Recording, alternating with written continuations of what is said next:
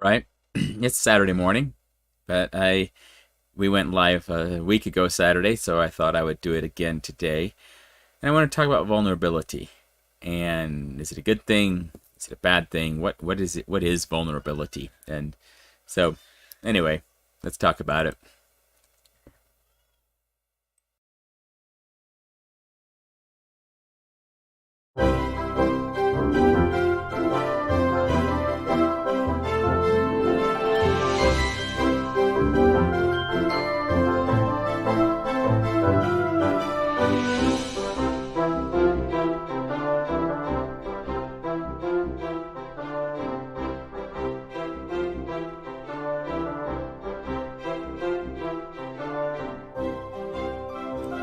I'm drinking out.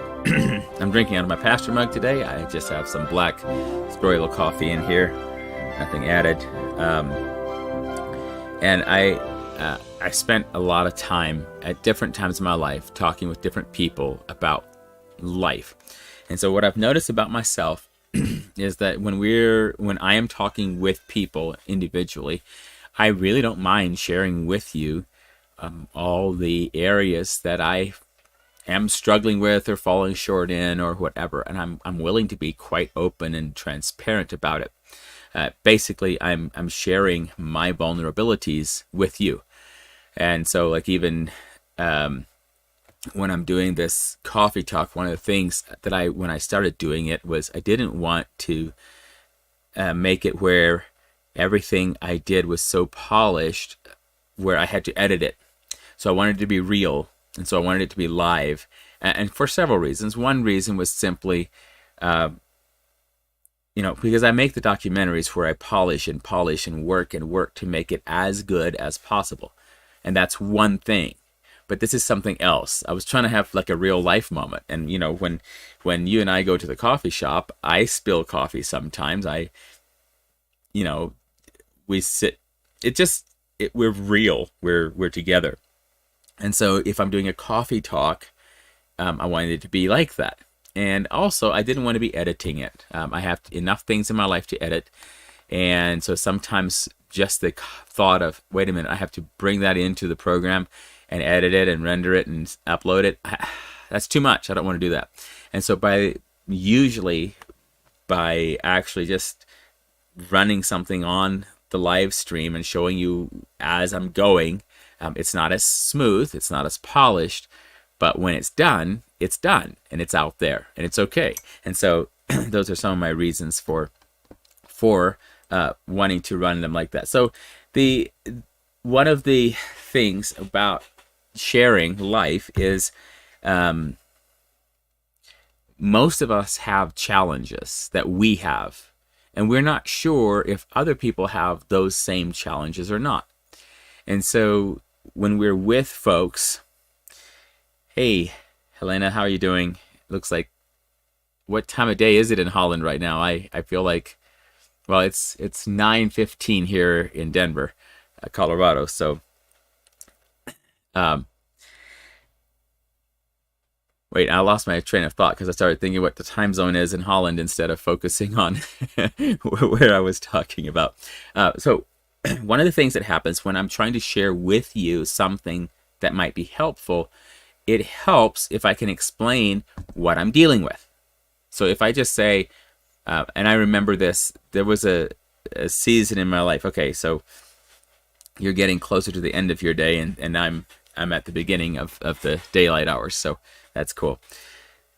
17:16. That's 5:15 here. Yeah.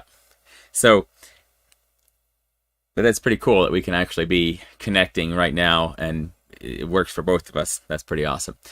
Um, so when sharing a testimony, so I'm going to start here. I'm talking about vulnerability, but I want to start with this idea of sharing a testimony.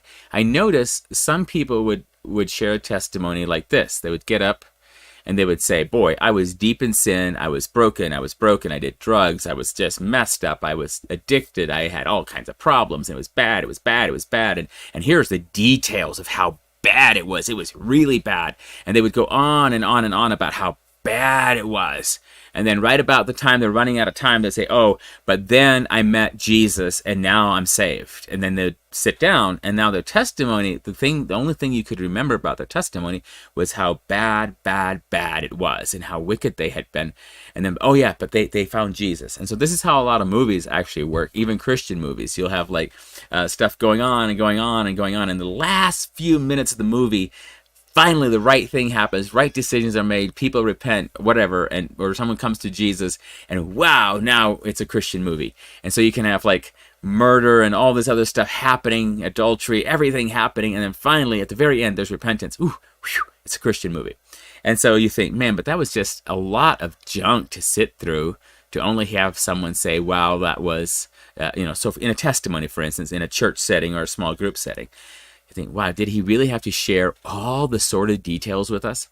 Well, then the next testimony might be something like this, because I've seen these testimonies too, where someone gets up and says, so, last week was hard, and it was hard. And then they start to cry and say it was very hard. But then God rescued me. God was faithful. And then they sit down, and you wonder, what happened last week? How hard was it? What's going on? Are there things in their life that they're trying to hide from us? Like what's happening? And you have no idea what actually was going on in their life. And so somewhere between these two extremes, there's a spot that is really helpful. So for instance, if I'm trying to share a testimony, it helps if I say, here is the problem that I was struggling with. So let's say I'm sharing my salvation testimony. I say, I was dealing with a continually guilty heart, and I just knew that I was going to go to hell if I died. And I also struggled with the fact that I would determine in my heart that I was going to be kind and nice. And so I'm talking about myself as a 13-year-old. And, hey, Susanna. And so as a 13-year-old, I want to be kind to my siblings. And then the day would start and things would happen. And next thing you know, I'm hitting someone with a broom or just pounding them with my fists or just angrily yelling. And it was not okay. I was not all right. And I knew that. And I would find myself trying to lie to get out of stuff. And then I would reflect on my own behaviors going, I'm not all right. There's something wrong. And I don't know how to change this. And so that was my predicament when I started hearing that Jesus could save me from hell, but he could also change me from within. And so for me, part of my salvation testimony is just how real it became that I was walking in the dark and I needed help. And so when Jesus finally came, Jesus was always there, but when I finally came to Christ and surrendered my life to him, the things that changed in here, the anger being gone was powerful. The ability to actually love my siblings was powerful. I think the biggest change that happened during that time was my ability to go and apologize for things. And that is probably one of the hardest things that I ever had to learn, that I'm still having to walk with, is when I wrong someone else, I need to apologize. I need to make it right. I need to confess. And so if I ever confessed up until 13, if I hurt someone, I'd be like, I'm sorry. Sorry if I hurt you. Sorry if you didn't like that. Like half apologies. But then after I actually surrendered my life to Christ, I was able to fully own things and say, I was wrong. Please forgive me. And it changed things. Okay, so when you share a testimony, it helps if you're able to say, here is what the problem was, and here is what the solution was. Because when I surrendered my life to Christ and prayed with witnesses, with my parents as witnesses and my sister, that changed my life. So with most of my life since then, I have been more or less open and transparent. I'm willing to talk with you about it. So like, if I think I'm gaining a little too much weight by doing something, I might talk about it. I also discovered a couple of years ago that one of the reasons I always kept feeling like I was gaining too much weight was just that I'm a little bit funnel chested, and my lungs, my diaphragm is squeezed out of the bottom a little bit more than some other folks. And so my profile, if I'm standing upright, doesn't always look exactly the same. And so I had to, when I realized that, it was a great relief to me because I couldn't figure out how to get around that. Okay, so those are just various little, like, I'm willing to share that stuff with you. I'm like, it's part of my life, might as well talk about it. Now, there are a lot of other families and people who are like, oh, there are certain things you just don't talk about. And there are things that I may not talk about. But like, for an example is if Stacy and we're a married couple, and we meet with you and you're a married couple, chances are we'll be pretty open and honest about the struggles we've had, about the victories we've had, about how a lot of stuff we'll be willing to talk about it, and that might make you uncomfortable. And so we've been trying. I've been trying. I realized. So here's what I realized about myself: is when I'm trying to work through something, I often talk through it. And so if I'm struggling with something, whether it's with Stacy or myself, then I might overshare with you. And so this would technically be gossiping about myself, because it's more than you need to know to actually help me. I can share a little bit, and that could be helpful for a conversation. But sometimes I will literally be gossiping about myself because I'm oversharing. So I'm being vulnerable. And the dictionary has the definition of vulnerability as something like the quality or state of being exposed to the possibility of being attacked or harmed, either physically or emotionally. So when you're vulnerable, it's not usually seen as a good thing. And so if I'm vulnerable, it means I'm just at the end.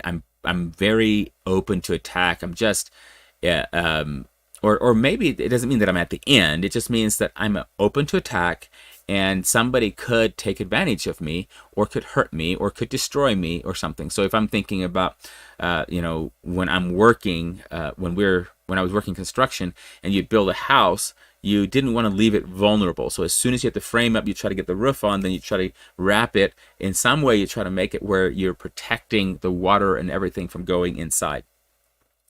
And so you didn't want it to be vulnerable. You wanted it to be secure and safe.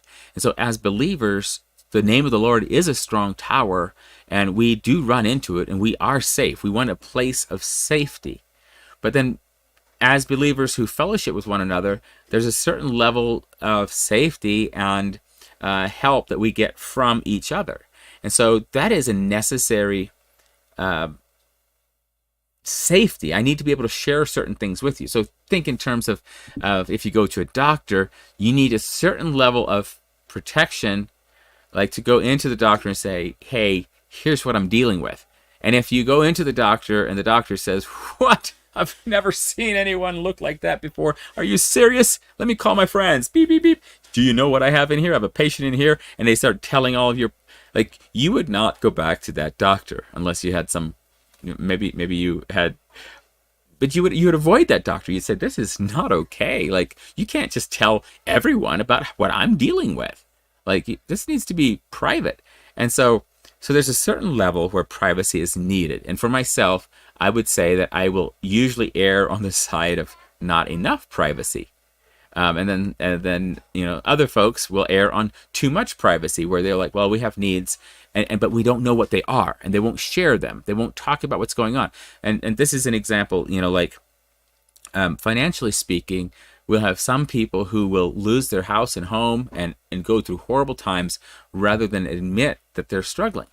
And so there's the first part of actually functioning is needing to be able to admit when we are struggling, admit when we're hurting. Like on a physical level, if I'm like, oh, I'm fine, but I'm obviously bleeding, I'm not fine, I need something. And so everyone's looking and saying, I'm seeing a lot of blood. What do you need? And I'm like, oh, I'm fine. But they're like, what I don't realize is maybe they are doctors and nurses right there, and they could look at it and they could fix my wound in a very short amount of time. Now, the concern might be that maybe the wound is there and they're going to take advantage of me because I'm weak. And so don't show your weakness. And so this is the challenge we have as believers is, and so the second thing that will happen is maybe you have been vulnerable and open at a time when you really were vulnerable. You're going, I really don't know what I'm supposed to be doing with my life right now. I don't know how, or you've been hurt.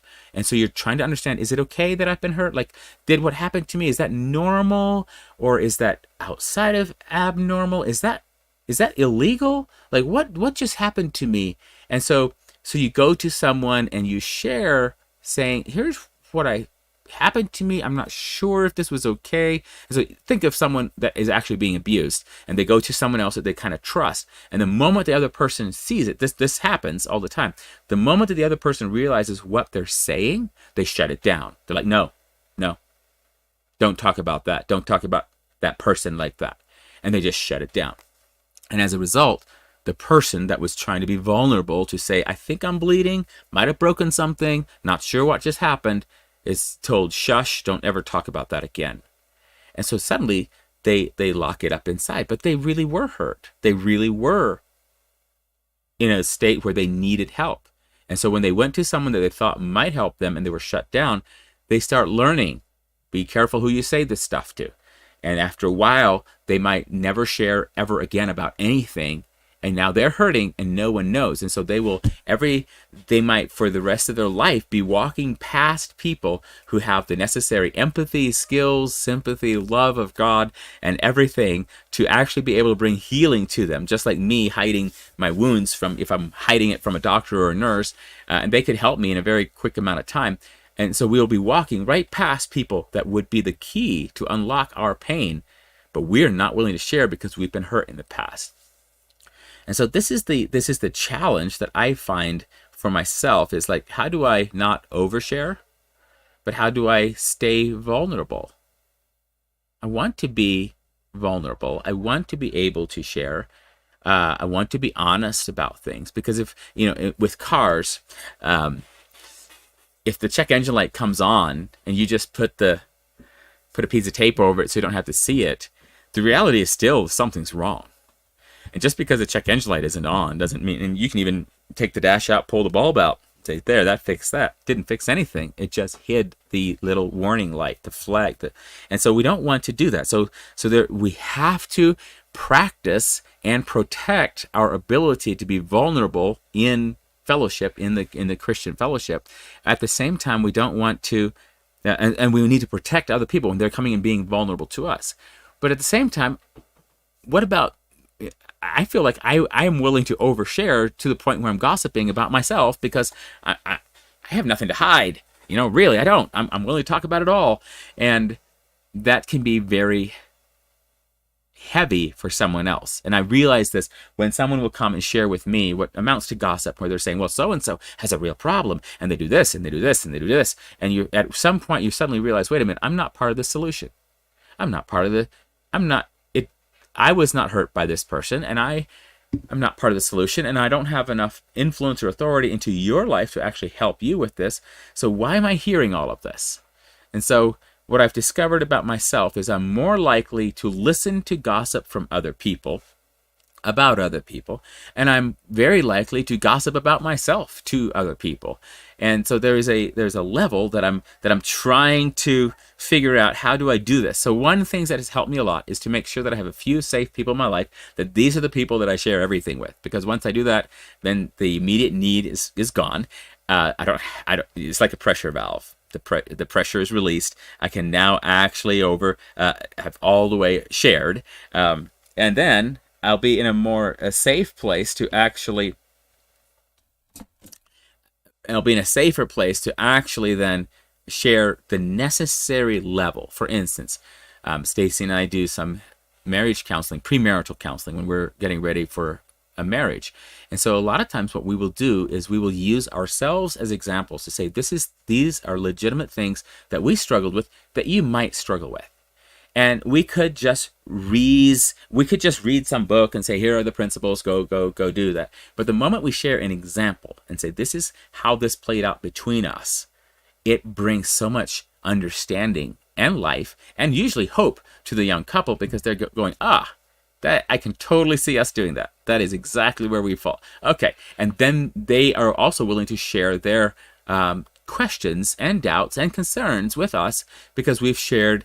So we've gone just deep enough to share. Now, that's where it gets dicey, is because I'm trying to share enough to be helpful to them so they can apply something and learn from it in their relationship. But when it gets past that, where it's no longer helpful, no longer useful, now I'm gossiping about myself. Yeah.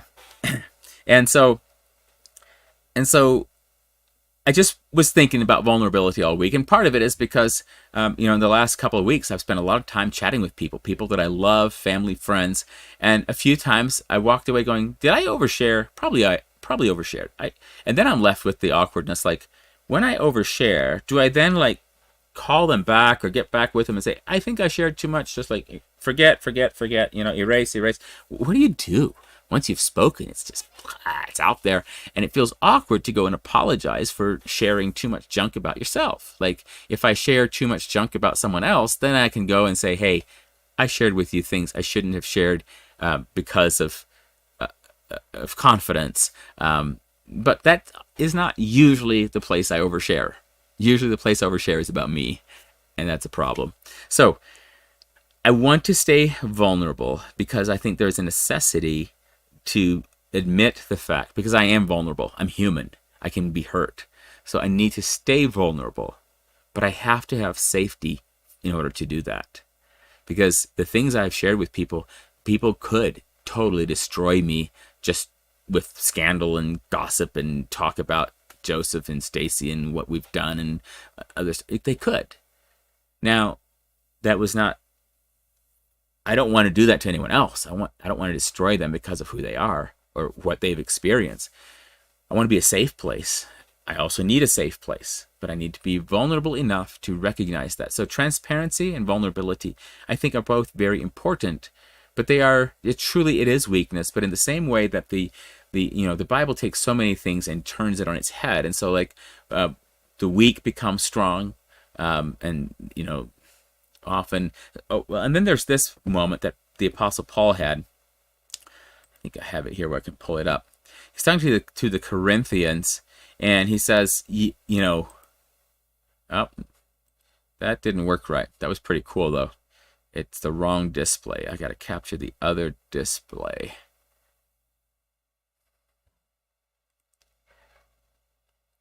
Let me go to...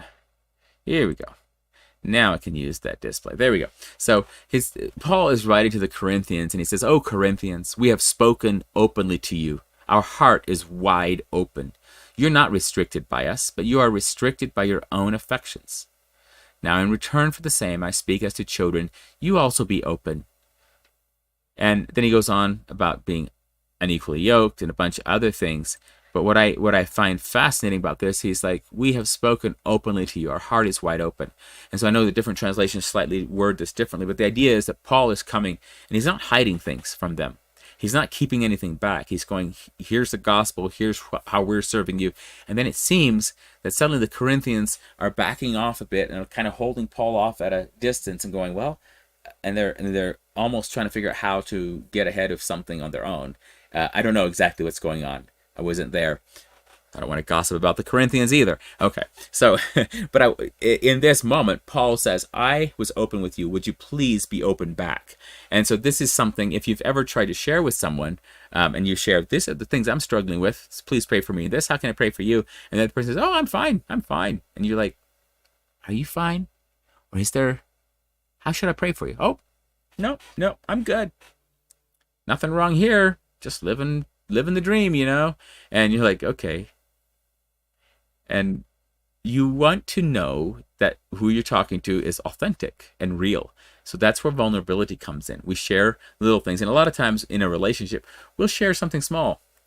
See how they respond. They respond well, we'll get to something slightly bigger. See how they respond. If they're still okay, we'll share something bigger. And pretty soon we're sharing everything because it's safe. Now, what will happen too, and this is my one more thought on this, is sometimes when people are sharing openly, they're like, "Well, I share openly. I just let it all hang out." And what they mean is, I have no intention ever of changing any of my life, but I'm just going to be open and honest and tell you everything about it. Okay, that's damaging and it's horrible. We really need to, when I'm sharing and being open, it's because I want to grow. I want to change. I want to be transformed. I want to figure out what's wrong, why I'm hurting, why I'm struggling, all that. So that's why I'm sharing. So you can get into the habit of just sharing and letting it all hang out. And then you think, oh, see, I shared. I'm open. I'm honest. I'm transparent. See, I'm on the good road. Hey, John, thanks for joining me from YouTube. And it's more than just joining. It's more than just sharing what's broken. You actually have to, you actually need to have an intention and a plan and a path forward. So sometimes when you're sharing what's broken and what's hurting, you're actually finding that path in that moment. But if you're just sharing because you found some therapeutic value in being totally honest and letting it all hang out, chances are you're hurting other people by your therapy. As you're letting it all hang out, it's hurting other people. And you will also do it again. You'll be like, well, that felt kind of good. So the next day you come back, let it all hang out. And then the next day, let it all hang out. And pretty soon you're hurting other people just to make yourself have that little rush of like transparency and openness. Like, I took a risk, I shared, now everyone knows. But you're not actually intending to change. You're not actually trying to grow. And so that's a problem. And so that's an area that we can get stuck into. I don't want to get stuck there. I want to, when I share, it's because I'm trying to say, here's where I was, here's where I'm headed, but something's wrong. How do I get from here to there? And so I'm sharing it about myself for that reason. Or you're struggling with something and I say, I had a very similar situation. So let me share with you how I struggled and how I overcame. Maybe it'll help you. And so I'm being open and honest with you for your sake. And so there's several reasons why I might be open and honest. So when I think about vulnerability, it is an expression of weakness. But I think owning the weakness and saying, yes, I know I'm weak, I know I need help, that puts us on the side where we're actually able to receive from the Lord then. And may God protect us from people who will maliciously use our transparency and vulnerability against us. That's the work of the devil, even if it's ourselves using our own against ourselves. So we want to be careful. But I think I want to protect the vulnerability. Especially, I want to protect the ability to be vulnerable within the Christian fellowship. I want to be able to be open and honest and share what's going on so that you can pray for me, you can walk with me. Potentially you have the solution to my problem and to my struggle. And I want to be able to hear that. So I don't want to shut off everything, but I also want to protect others and myself from oversharing and being too transparent when we shouldn't be. So I find it one of those balances where like being vulnerable simply means you're vulnerable and you're open to attack. And sometimes we strategically make ourselves vulnerable to a friend because, as Proverbs says, the wounds of a friend are better than the kisses of the enemy. And we want our friends to be able to faithfully reach in and say, this right here, this needs to go. And you're like, ouch, that hurts. They say, I know, but you keep talking about it. There's a problem right there. Let's take it out.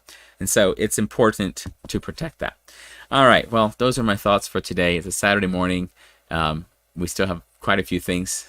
It feels like we came home on Tuesday, and I'm still catching up for this week of the things I would normally have done in a week's time. So blessings. Maybe next week I can show you some of the pictures from some of our recent trips again, because we have some cool pictures. But blessings. Let's protect those who are vulnerable. Let's help them. And then let's be willing to be vulnerable, but not oversharing when it's not helpful. Those are my thoughts for today on vulnerability. See y'all next week.